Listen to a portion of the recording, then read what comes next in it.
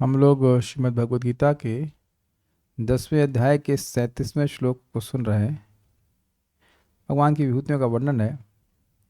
एक विनोद के लिए कहूँगा, आज हमने एक सॉन्ग सुना, स्वच्छ भारत का इरादा था। हमने इस पर कहा सॉन्ग बनाया, स्वच्छ हृदय का इरादा, इरादा कर लिया हमने कृष्ण से अपने वादा ये वादा कर लिया हमने।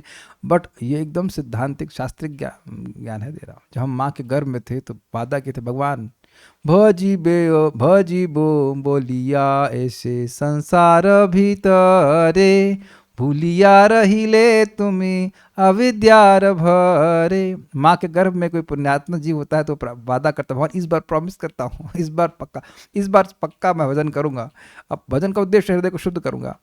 तो ये इरादा कर लेते हैं, वादा कर लेते हैं कि भूल जाता है कि ये वादा किया था कृष्ण से। बट उसको सुन करके हमको अच्छा लगा, दिस इज गुड, स्वच्छ हृदय का इरादा, and that's the whole point we are coming here. श्रवण कीर्तन है और डिजर्ट नित्य सिद्ध कृष्ण प्रेम साध को बुनोय, श्रवण आदि शुद्ध चित्त कौरिबे उदय।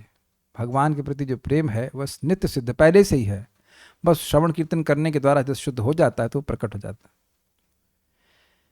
तो इस वादे के अनुसार हम चलते हैं आगे। भगवान की महिमा का, भगवान अपनी विभूतियों का वर्णन कर रहे हैं और एक बड़ा इंटरेस्टिंग श्लोक है। ऊपर ऊपर से लग रहा है कि भगवान कहेंगे कि वृष्णियों में मैं वासुदेव हूँ, अर्थात मैं हूँ, तो भगवान अपनी ही विभूति कैसे हो गए, तो उस पर विचार करेंगे। मेरे पीछे को लिए, वृष्णिनाम वासुदेवोऽस्मि पांडवानां धनंजयः, वृष्णीनां वासुदेवोऽस्मि पाण्डवानां धनञ्जयः, मुनीनामप्यहं व्यासः कविनामुशना कविः, मुनीनामप्यहं व्यासः कविनामुशना कविः। वृष्णिनां वासुदेवोऽस्मि पांडवानां धनंजयः, वृष्णीनां वासुदेवोऽस्मि पाण्डवानां धनञ्जयः, मुनीनामप्यहं व्यासः कविनामुशना कविः, मुनीनामप्यहं व्यासः कविनामुशना कविः। वृष्णिनां वासुदेवोऽस्मि पांडवानां धनंजयः, वृष्णीनां वासुदेवोऽस्मि पाण्डवानां धनञ्जयः, मुनीनामप्यहं व्यासः कविनामुशना कविः। मुनीनामप्यहं व्यासः कविनामुशना कविः। क्या आप लोग कभी कहीं ऐसे स्थान में गए हैं जहाँ पे छोटे छोटे स्पीकर पोल्स में बांध दिए जाते हैं और कई दूर तक आप चलते रहते हैं और वह गाना सुनाई पड़ता रहता है? कई बार देखा होगा आपने, एक जगह लगा वो तार से बांधे रहते हैं।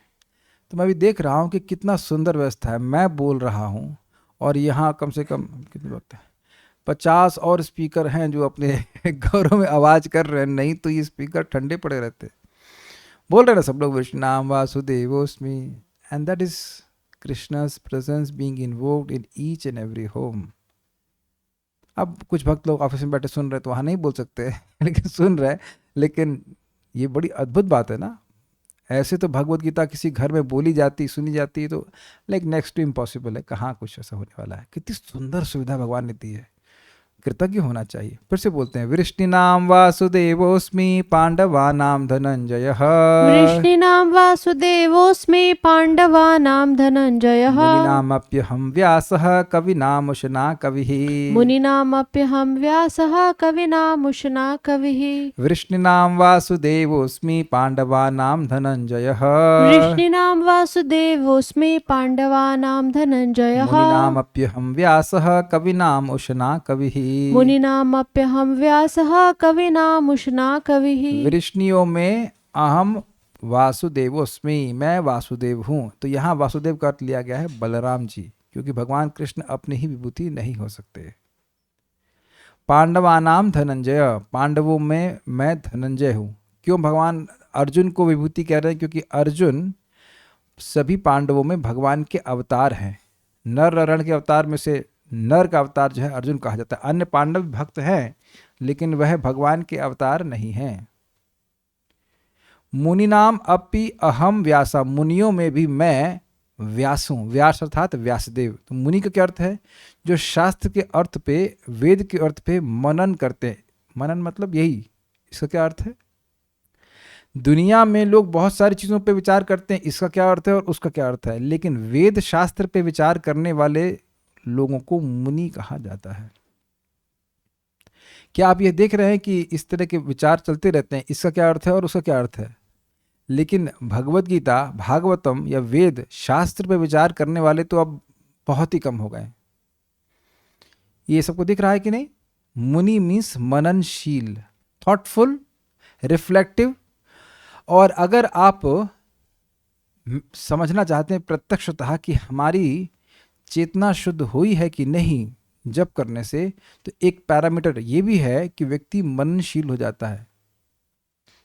कुछ मननशीलता आपके जीवन में आई है, जैसे कि आप लोग ये विचार करते होंगे कि ये कार्य कर रहा हूँ या करूँगा, क्या यह धर्म है? जैसे भक्त लोग कल रामनवमी थी तो पूछे हमसे कि कुछ लोग पूछ रहे थे कि भाई अन्न खाना चाहिए कि एकादशी प्रसादम लेना चाहिए, तो क्यों? क्योंकि मनन कर रहे हैं कि भाई आज तो विष्णु तत्व का अपीयरेंस डे है, आविर्भाव दिवस है, धर्म क्या होगा, इस परिस्थिति में धर्म क्या होगा, ये मननशीलता का लक्षण है। ये सब अपने गुण में, अपने चित्त में गुण होता हुआ देख रहे होंगे, ये नहीं कुछ भी खाओ क्या फर्क पड़ता है, ऐसा नहीं है। मननशील व्यक्ति सोचता है कि मैं इस कार्य को कर रहा हूँ, इसका मेरे अगले जन्म में क्या प्रभाव पड़ेगा, क्या इससे भगवान प्रसन्न होंगे, इत्यादि इत्यादि बहुत सारी चीज़ें हैं। और ये एक अद्भुत बात है क्योंकि इस जगत में प्रायः लोग सोचते ही नहीं हैं।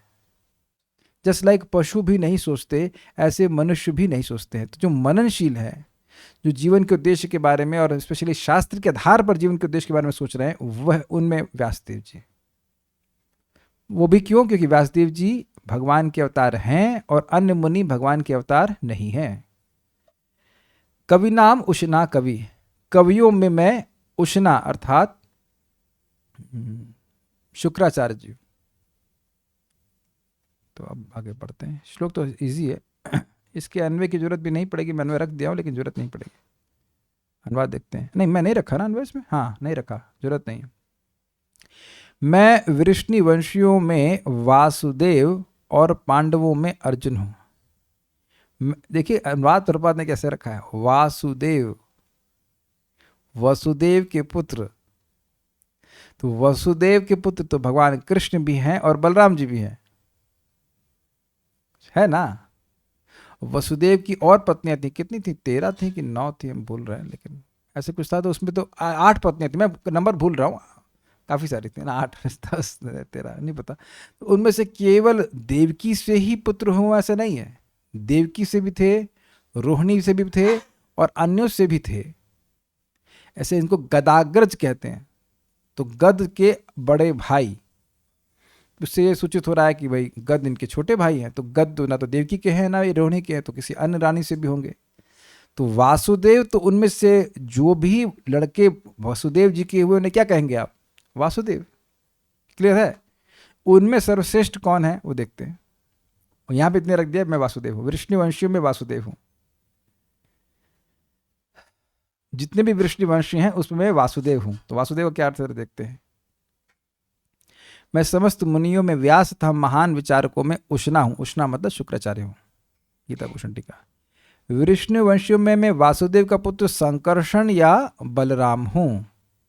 यहां वासुदेव का अर्थ कृष्ण नहीं है, क्योंकि भगवान के स्वरूप को उनकी विभूति कहना ठीक नहीं होगा। तो फिर कहेंगे अरे भाई ये बलराम जी भी तो भगवान विष्णु के स्वांश विस्तार हैं, कृष्ण के स्वांश विस्तार हैं, ये भी तो विष्णु तत्व है, तो इनको कैसे आप विभूति कह रहे हैं। तो देखिएगा, विचार कीजिएगा।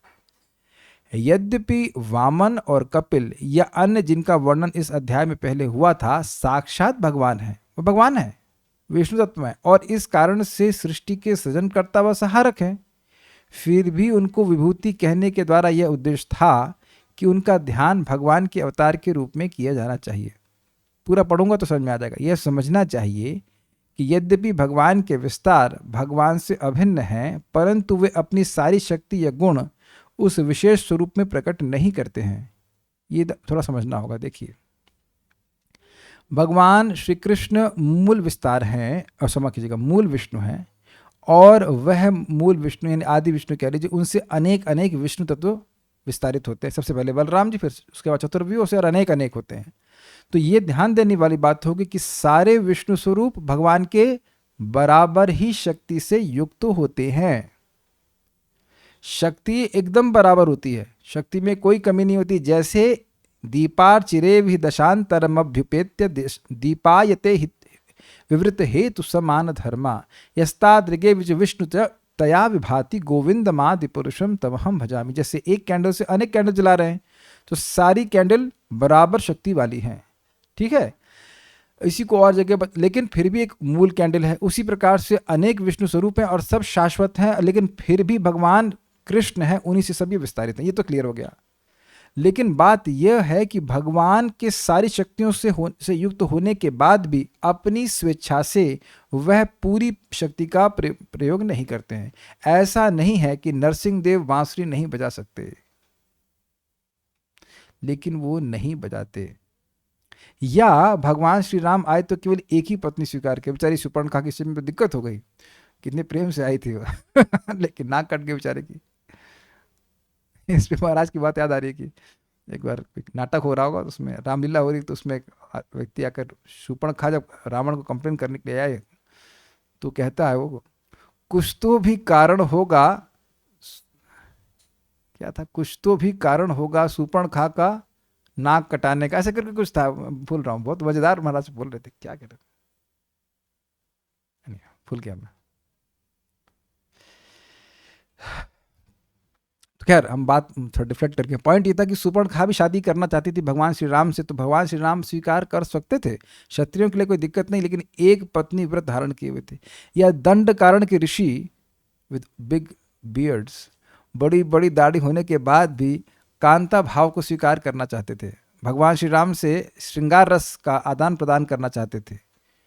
जब भगवान दंड कारण के वन में जा रहे थे तो भगवान उनके भाव को समझ गए, लेकिन बोले कि इस अवतार में मैं आपके इस भाव का आदान प्रदान नहीं कर सकता। जब मैं कृष्ण के रूप में प्रकट होऊंगा तब ऋषिचारी गोपी के रूप में आप प्रकट होंगे और तब मैं इस भाव का आदान प्रदान करूंगा। तो भगवान वहां पर लिमिट कर दिए, ऐसा नहीं कि वो कर सकते नहीं थे, अपनी स्वेच्छा से उस प्रकार का भाव नहीं स्वीकार किए।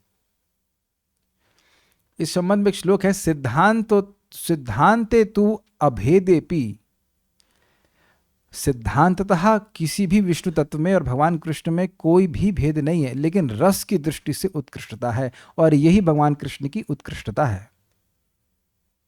ये शिव चैतन्य चरितामृत में वर्णन आता, चैतन्य महाप्रभु और वेंकट भट्ट के बीच में बातचीत चल रही थी।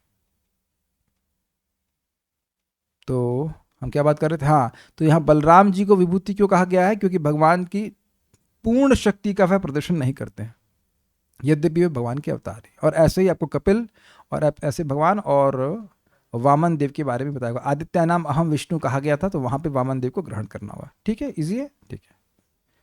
नेक्स्ट, पांडवों में मैं अर्जुन हूं क्योंकि तुम मेरे अवतार के रूप में उत्कृष्ट हो, जबकि अन्य पांडव नहीं हैं। मेरे अवतार के रूप में उत्कृष्ट हो, यह नहीं कह रहे कि अन्य पांडवजन निकृष्ट है। तुम मेरे अवतार हो और वह नहीं है, इसलिए तुम उत्कृष्ट हो, यह कहा जा रहा है। नोट, नर नारायण में अर्जुन नर हैं, यद्यपि नर जीव हैं, फिर भी इन दोनों को एक ही अवतार माना जाता है। लघु भागवतमृत में कोट किया गया है, और भगवान इनको विशेष शक्ति प्रदान करते हैं। अच्छा, मनन करके वेद शास्त्र के अर्थ को यथार्थ रूप में समझने वालों का नाम मुनि है। This is very nice statement, this is super nice statement. वेद और शास्त्र का क्या अर्थ है, यथार्थ रूप में जो समझ सके, नहीं तो अब एक अनार्य समाज कह सकते हैं, वो समाज है जो कहते हैं कि वेद में भगवान को तो निराकार कहा गया है, वेद में कृष्ण का वर्णन है ही कहाँ, जबकि भगवान गीता में क्या कह रहे हैं, वेदैश्च सर्वैर अहम एव वेद्यो, सारे वेदों से मुझे ही जाना जाता है।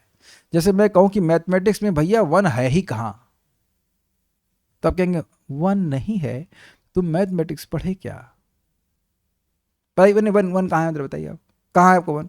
तो आपको अगर कोई कहे कि मैथमेटिक्स में वन कहाँ है, या ज्योग्राफी में भू कहाँ है, तो उसका भूगोल विज्ञान गायब हुआ कि नहीं, भूगोल विज्ञान गोल हो गया कि नहीं, भू को गायब कर दिया। जैसे आप देख, ये इसको हल्के में मत लीजिए, ये इतना ज़्यादा अमेजिंग भगवान की इल्यूजरी शक्ति है कि वेद पढ़ने वाले समझ ही नहीं पा रहे कि कृष्ण का वर्णन कहाँ, जबकि गोपाल तापनी उपनिषद भी वेद का ही भाग है। स्पष्टतः कृष्ण को परब्रह्म के रूप में बोलता है, पर ब्रह्म निराकृति ही, कई बार उसको कोटेशन यहाँ गीता में दिया गया है, पर ब्रह्म निराकृति एकदम स्पष्ट है। तो गोपाल तापनी उपनिषद को नहीं पढ़ते हो, नरसिंह तापनी उपनिषद, कितने सारे उपनिषद में इसमें भगवान को स्पष्टतः परब्रह्म कहा गया, लेकिन नहीं स्वीकार करते। तो जो यथार्थ में समझते हैं उन समझने वाले मुनियों में व्यासदेव जी उनकी विभूति हैं।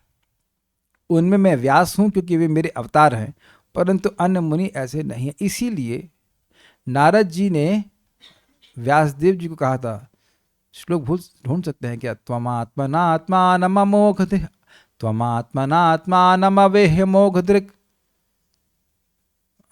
ऐसे करके श्लोक होता है। बहुत अच्छा श्लोक है कि आप बाकी लोग भगवान की लीलाओं को नहीं देख सकते हैं, लेकिन त्वम आत्मना अपने ही द्वारा आत्मानम भगवान को अवेहि अमोघ दृक्। मिला क्या? प्रथम स्कंद का 5वां या 6वां अध्याय होगा। त्वमात्मना आत्मानम अवेह्य मोघ दृक्। बहुत सुंदर श्लोक था, हम खूब गाए थे, अब बिल्कुल भूल गया।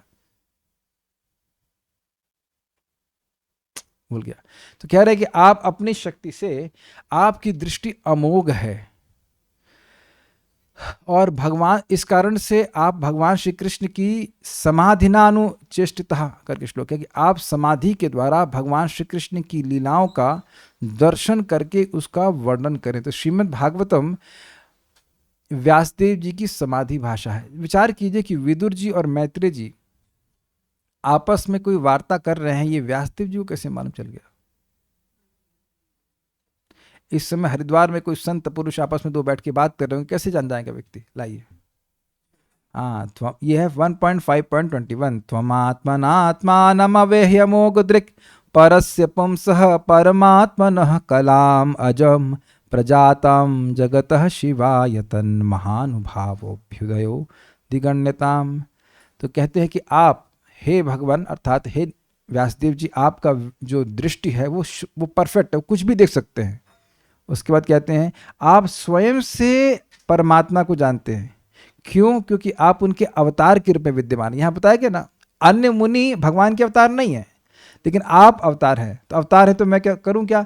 तो कहते हैं यद्यपि आप अजन्मा हैं, आप कर्मों के अधीन होकर जन्म नहीं ले रहे हैं, फिर भी आप इस धरती पर जन्म ही लिए हैं ताकि लोगों का कल्याण हो। इसलिए आप भगवान श्री कृष्ण की दिव्य लीलाओं का वर्णन करें, क्योंकि उसी के द्वारा लोगों का कल्याण होगा।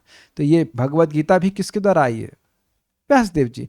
अब व्यासदेव जी के द्वारा आई है, ये कैसे पता चला? भाई व्यासदेव जी अपने शिष्य संजय को दिव्य दृष्टि दिए, तो वहीं से दूरदर्शन टेलीकास्ट कर रहे थे, लाइव टेलीकास्ट कर रहे थे। तो जब व्यासदेव के पास ये सामर्थ्य है कि अपने शिष्य को लाइव टेलीकास्ट करने का सामर्थ्य दे सकते हैं, तो खुद नहीं देख सकते हैं? दिस इज अमेजिंग, नहीं? इसे कहते हैं त्रिकालज्ञ। तीनों कालों में जो कुछ भी कहीं पे भी घटित हुआ है वह जानने में समर्थ है। तो समाधि में, समाधि में स्थित होकर के उन्हें भगवान की लीलाओं का वर्णन किया है। ये श्रीमद् भागवतम भगवान की समाधि, भगवान व्यासदेव जी की समाधि भाषा है। It's very nice. आप विचार कीजिएगा ना, मैत्रेय मुनि और विदुर जी के बीच में बात हो रही, तो ये व्यासदेव जी को कैसे मालूम चला? अच्छा, उद्धव जी मिले भगवान श्री कृष्ण को रह एकांत में, और वो मैत्रेय मुनि थे, तो व्यासदेव तो नहीं थे। व्यासदेव तो थे नहीं, तो व्यासदेव को कैसे मालूम चला? समझ में आ गया? आप ऐसे बहुत सारे प्रसंग आप देखेंगे कि भाई ये तो नहीं बताए, मतलब अन्य जगह तो कुछ मालूम नहीं दी, कैसे रख दी यहाँ पे? तो ये बड़ा स्पष्ट है कि ये अमोघ दृक् है। अमोघ दृक् मतलब जिनकी दृष्टि अमोघ है। मोघ मतलब विफल, और अमोघ मतलब जो निष्फल नहीं है। वहाँ पे दृक् का मतलब था ज्ञान, जिनका ज्ञान निष्फल नहीं हो सकता। लास्ट वाली बात समझ नहीं आई क्या? कौन सी लास्ट वाली बात समझ में नहीं आई? अब लास्ट किसको कहते हैं? आप लास्ट का क्या अर्थ है हमको नहीं समझ में आ रहा है। पॉइंट इज वेरी सिंपल कि व्यासदेव जी भगवान के अवतार हैं, और इस कारण से नारद जी ने व्यासदेव जी को कहा था कि आप लोगों की कल्याण के लिए अवतरित हुए हैं और आपकी दृष्टि अमोघ है, आप भगवान की लीलाओं का दर्शन कर सकते हैं, आपके हृदय में वो लीलाएं स्फुरित हैं, तो उनका वर्णन आप समाधि के द्वारा कीजिए। सम्यक रूप से अंतर्हित हो जाए, आपके चित्त अंतर्हित हो जाए और वह भगवान की लीलाओं को देख सकते हैं और देख करके वर्णन कर सके। जैसे कि प्रभुपाद जी ने कहा है कि जिन लीलाओं को तुमने पढ़ा है और जिनको नहीं पढ़ा है, वह भगवान के नाम के द्वारा तुम्हारे हृदय में स्फुरित हो जाएंगी। और इसका प्रमाण 3, 9, 15 भी है। तो ऐसे व्यासदेव जी भगवान के प्रेमी हैं और भगवान के अवतार भी हैं, इस कारण से भगवान की लीला उनके हृदय में स्फुरित है। और भी वहां पे कहा गया है कि कुछ लीलाएं आपने देखी है, कुछ लीलाएं आपने देखी हैं, कुछ लीलाएं आपने सुनी हैं, और कुछ का आप अनुभव समाधि के द्वारा कर सकते हो, तो उन सबका वर्णन आप करिए। Is it okay? तो यहाँ पे मैं इसलिए से बातें बोल रहा हूँ कि व्यासदेव जी भगवान के अवतार हैं और इस कारण से वे मुनियों में सर्वश्रेष्ठ है, बाकी मुनि भगवान के अवतार नहीं है।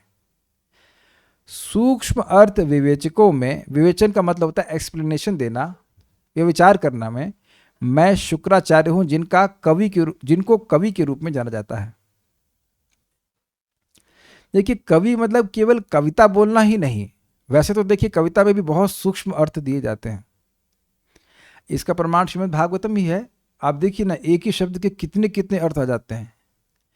बल्कि रूप गोस्वामी जी की भी कविता है इस प्रकार की, और कहते हैं कि जब तक काव्य व्यक्ति की बुद्धि को स्पिन नहीं करे, unless it spins the intelligence of the hearer, it is not काव्य। काव्य जब तक लोगों की बुद्धि को घुमा न दे, तब तक वह काव्य है ही नहीं। भागवतम को तो सुनते सुनते अनुभव होने लग गया होगा कि निवृत्ति, वृत्ति और क्या क्या शब्द आ जाते हैं, और उनके अर्थ किस किस डायरेक्शन में जाते हैं। कहा भी गया कि जहाँ न पहुँचे रवि वहाँ पहुँचे कवि। बहुत तरह से परम पूज्य राधा गोविंद महाराज जी के प्रवचन आप सुनेंगे तो महाराज बहुत सारे कवियों को उद्धृत करते हैं, बहुत सारे कवियों को उद्धृत करते हैं। तो उस तरह से उन लोग का स्टाइल ही होता है, वो तो अलंकारिक भाषा का प्रयोग करते हैं। तो उनका सामर्थ्य होता है सोचने का, विचार करने का, तो इसलिए उसको अलंकारबद्ध कर देते हैं। लेकिन यहाँ केवल कवि हैं इन द सेंस कि कविता वालों के अर्थ में नहीं लेना होगा, विचार करने में बहुत तेज है। जैसे कि जब भगवान वामन देव आए थे तो शुक्राचार्य जी समझ गए थे ये भगवान विष्णु है, ये तुमसे छल करने के लिए आए, तो समझ गए थे वो। तात्पर्य, कृष्ण आदि भगवान हैं और बलदेव कृष्ण के निकटतम अंश विस्तार है, यानी प्रथम विस्तार है। कृष्ण तथा बलदेव दोनों ही वासुदेव, स्पेलिंग मिस्टेक हुई, वसुदेव के पुत्र रूप में उत्पन्न हुए। वासुदेव नहीं, ये वसुदेव होना चाहिए। वसुदेव के पुत्र रूप में उत्पन्न हुए, अतः दोनों को वासुदेव कहा जा सकता है। दूसरी दृष्टि से चूंकि कृष्ण कभी वृंदावन नहीं त्यागते, अतः उनके जितने भी रूप अन्यत्र पाए जाते हैं वे उनके विस्तार हैं। वासुदेव कृष्ण के निकटतम अंश विस्तार हैं, अतः वासुदेव कृष्ण से भिन्न नहीं है। अतः इस श्लोक में आगत वासुदेव शब्द का अर्थ बलदेव या बलराम माना जाना चाहिए, क्योंकि वे समस्त अवतारों के उद्गम हैं और इस प्रकार वासुदेव के एकमात्र उद्गम है। भगवान के निकटतम अंशों को स्वांश, व्यक्तिगत या स्वीकीय अंश कहते हैं, और अन्य प्रकार के भी अंश हैं जो विभिन्न अंश है, पृथकीकृत अंश कहलाते हैं, यानी कि जीवात्मा। ये थोड़ा सा कठिन हुआ, फिर से पढ़ना पड़ेगा। दूसरी दृष्टि से चूंकि कृष्ण कभी वृंदावन नहीं त्यागते, अतः उनके जितने भी रूप अन्यत्र पाए जाते हैं वे उनके विस्तार हैं। ये तो बिल्कुल स्पष्ट है। वासुदेव कृष्ण के निकटतम अंश विस्तार हैं, अतः वासुदेव कृष्ण से भिन्न नहीं है, ये भी स्पष्ट है। तो ये वासुदेव कौन है? जो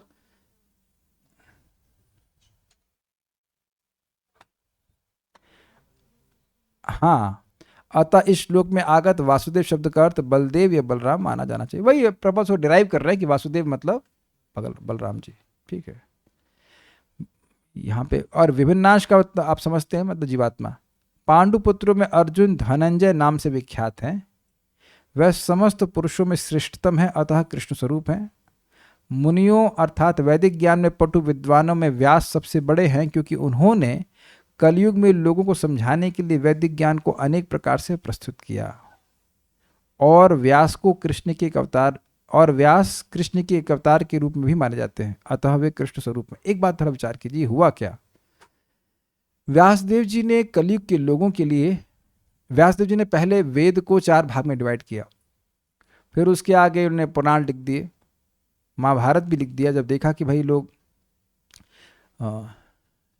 स्त्री शूद्र द्विजबंधु नाम त्रय ना श्रुति गोचरा, स्त्री शूद्र और द्विजबंधु ये वेद नहीं पढ़ सकते हैं, लेकिन इनका भी हित करने के लिए और इनको भी वेद का ज्ञान प्राप्त हो जाए, इन्होंने महाभारत की रचना भी करी, पुराण की भी रचना करी। लेकिन फिर भी वे तृप्त नहीं हुए और उन्होंने देखा काले न सर्वत्र गंभीर रहसा, काल की गंभीर जिस गति के कारण, जिसको लोग समझ नहीं पा रहे हैं, धर्म का ह्रास होता दिखा उन्हें, कि लोग धर्म से विमुख होते जा रहे हैं। देखिए ध्यान दीजिएगा कि हम लोग इसको नहीं देख पाते हैं सामान्यतः, कैसे दिन प्रतिदिन लोगों के चित्त से दया, तप, सत्य और पवित्रता, ये धर्म के 4 सिद्धांत हैं, ये कैसे नष्ट हो रहे हैं ये लोग को नहीं पता है। वो तुम लोग भक्ति कर रहे हो तो कुछ कुछ बात समझ में आती है, नहीं तो इस सब बारे में पता ही नहीं था कि धर्म के 4 मूलभूत सिद्धांत है क्या? सत्य, दया, तपस्या और पवित्रता। समझ रहे ना बात? तो यह सब लोग नहीं देख पा रहे थे, ये स्वयं व्यास देव जी देख पा रहे थे। तो उनको चिंता थी कि धर्म की संस्थापना कलयुग में कैसे हो, और इसी कारण से वो चिंतित थे। और फिर नारद जी आते हैं, कहते हैं कि आप श्रीमद् भागवतम का वर्णन करिए। समझ में आया? तो यही बात बोल रहे हैं कि कलयुग को लोगों को बचाने के लिए, धर्म के पथ पे चलाने के लिए उन्होंने बहुत सारे वैदिक ग्रंथ प्रस्तुत किया, और भगवान के अवतार भी है। कविगण किसी विषय पर गंभीरता से विचार करने में समर्थ होते हैं। कवियों में उष्णा अर्थात शुक्राचार्य असुरों के गुरु थे। वे अत्यधिक बुद्धिमान थे तथा दूरदर्शी राजनेता थे। इस प्रकार शुक्राचार्य कृष्ण के ऐश्वर्य के दूसरे स्वरूप हैं। ये क्यों फिर इंटरेस्टिंग है कि अगर किसी के व्यक्ति के पास विचारशीलता है, आप विचार करें, अगर किसी के पास विचारशीलता है तो वह अन्यों से बहुत श्रेष्ठ हो जाता है, क्योंकि लोग अन्य विचार से युक्त रहते ही नहीं है। यस, एक इंटरेस्टिंग बात महाराज बता रहे थे कि एक व्यक्ति है, नाम तो नहीं बताया महाराज, भक्ति, नाम भूल गया, शक्ल याद आ रही है, नाम भूल गया महाराज का, लेकिन एनीवेज भक्ति वैभव महाराज बता रहे थे कि इंग्लैंड में कोई व्यक्ति है, फिलोसफर है, उसका बड़ा सुंदर वक्तव्य है। People don't think, I think once in a week and people call me a big philosopher. लोग प्रायः सोचते ही नहीं हैं, मैं हफ्ते में एक बार सोचता हूं तो मुझको बहुत बड़ा दार्शनिक कहते हैं। This is very deep statement.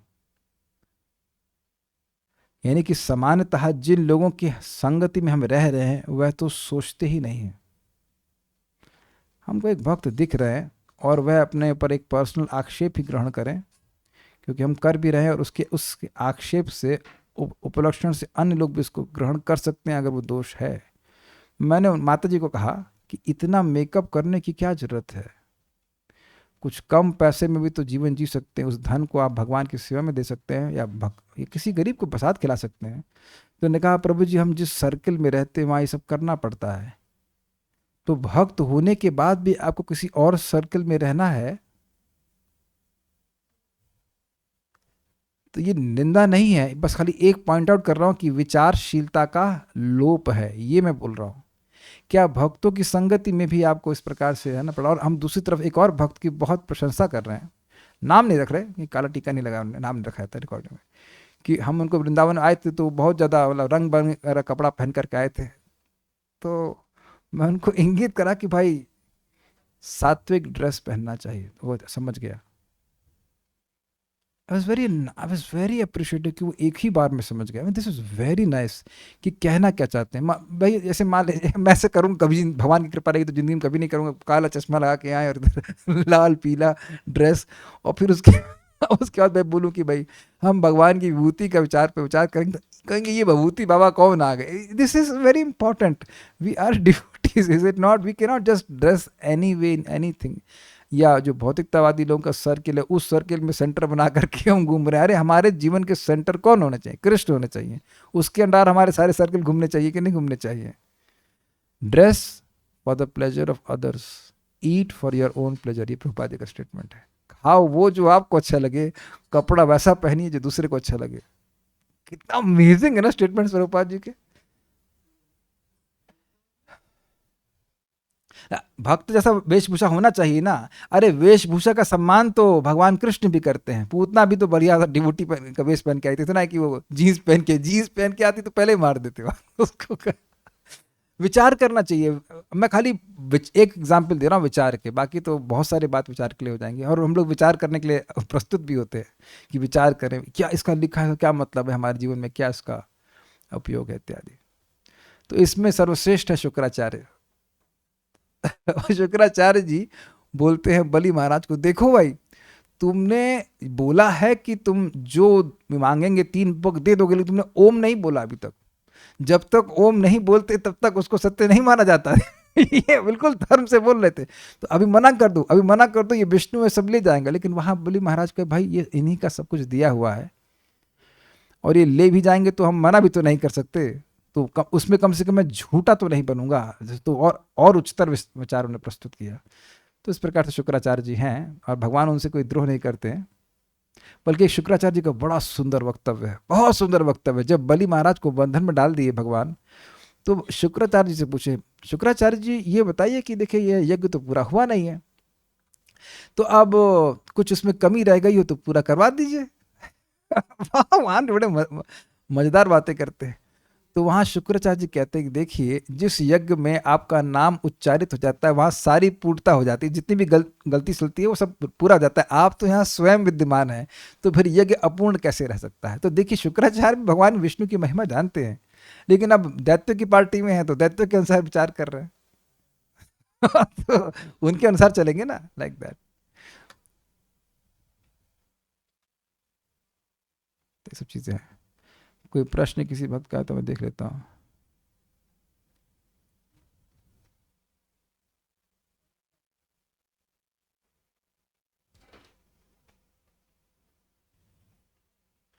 Okay, so no question. हाँ बोलिए। हरे कृष्ण प्रभु जी। प्रभु जी पेज नंबर 8 में 2 बार उद्यम दिया हुआ है, दोनों उद्यम का मीनिंग थोड़ा बताएंगे। 8 में, पेज नंबर 8 में सेकेंड लाइन और थर्ड लाइन। उद्गम, उद्गम मतलब सोर्स, समस्त अवतारों के उद्गम है और इस प्रकार वासुदेव के एकमात्र उद्गम है। देखिए सारे अवतारों के उद्गम यानी सोर्स भगवान श्री कृष्ण हैं, तो वासुदेव भगवान के प्रथम विस्तार है, तो उनके उद्गम कौन हो गए, भगवान कृष्ण है। तो यहाँ वासुदेव का अर्थ हुआ बलराम जी। ठीक है, स्टॉप हियर। प्रभु जी, हाँ बोलिए। प्रभु जी व्यासदेव भगवान जी के अवतार है। व्यासदेव ने श्रीमद् भागवतम का रचना की है।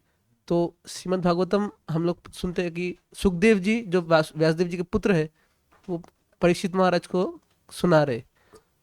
तो क्या ये पहले लिखा हुआ था इस? देखिए आप प्रथम स्कंद सुने हैं क्या? आपको सीक्वेंस सुनना पड़ेगा। वहाँ पे देखिए बड़ा स्पष्ट है, हम लोग रोज गाते हैं ना, पुत्रेति तन्मयतया तरवो भिनेन्दुस्तम सर्वभूत हृदय मुनिमान तुस्मे।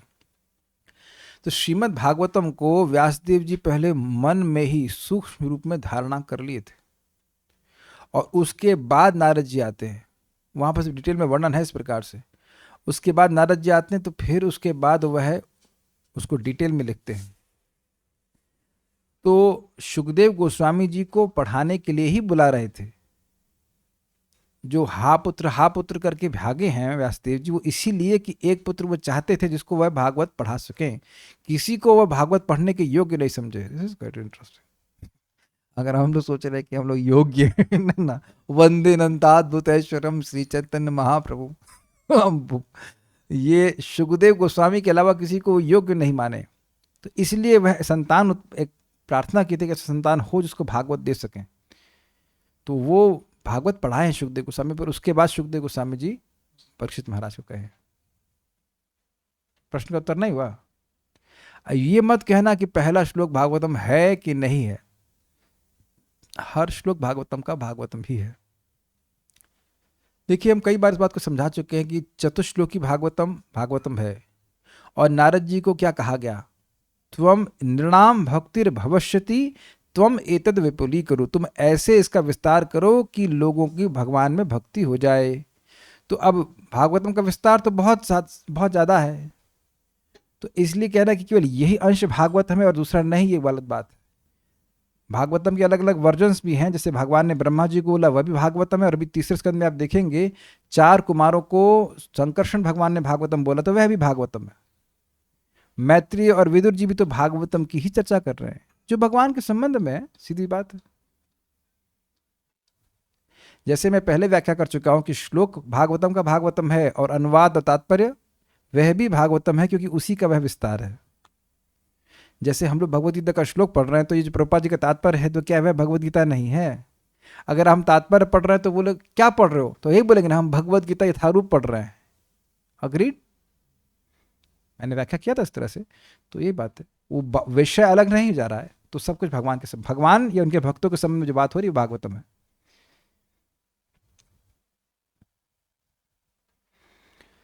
So we'll stop.